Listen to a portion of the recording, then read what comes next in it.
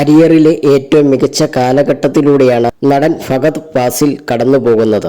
ഫഹദ് നായകനായ ആവേശം block star വിജയം നേടിയിരുന്നു. ചിത്രത്തിന്റെ വിജയത്തോടൊപ്പം ഫഹദിന്റെ പ്രകടനം മറ്റ് ഇൻഡസ്ട്രികളിലും ശ്രദ്ധ നേടിയിരുന്നു. സൂപ്പർ സ്റ്റാർ രജനികാന്തും അമിതാഭ് ബച്ചനും ഒന്നിക്കുന്ന വേട്ടയാനിൽ ഫഹദ് അഭിനയിച്ചു കഴിഞ്ഞിരിക്കുന്നു. വേട്ടയാനായി ഇരട്ടിയിലധികം തുക ഫഹദ് പ്രതിഫലം വാങ്ങിയെന്നാണ് വിവരം.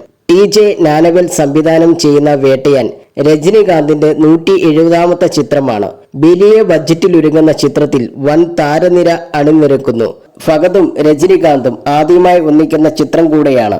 5 കോടിയോളം രൂപ ഫഹദ് ചിത്രത്തിനായി പ്രതിഫലം വാങ്ങിയെന്നാണ് എന്റർടൈൻമെന്റ് സെറ്റായ മേക്കേഴ്സ് റിപ്പോർട്ട് ചെയ്യുന്നത്. ലോകേഷ് കനകരാജ് സംവിധാനം ചെയ്ത് 2022 പുറത്തിറങ്ങിയ വിക്രം എന്ന ചിത്രത്തിൽ കമലഹാസനോടൊപ്പം ഫഹദ് പ്രത്യക്ഷപ്പെട്ടിരുന്നു. ഈ ചിത്രത്തിനായി ഫഹദ് 4 കോടി രൂപ പ്രതിഫലം വാങ്ങിയെന്നാണ് വിവരം. ഫഹദിന്റെ അവസാന ചിത്രമായ ആവേശത്തിൽ 2 കോടി രൂപയായിരുന്നു താരത്തിന്റെ പ്രതിഫലം. എന്നാൽ ഫഹദിന്റെ ഹോം എന്ന പ്രൊഡക്ഷൻ കമ്പനിയായിരുന്നു ഈ ചിത്രത്തിന്റെ നിർമ്മാണം. ലൈക്ക പ്രൊഡക്ഷൻ നിർമ്മിക്കുന്ന വേട്ടയാൻ ഈ മാസം 10 തിയേറ്ററിലെത്തും.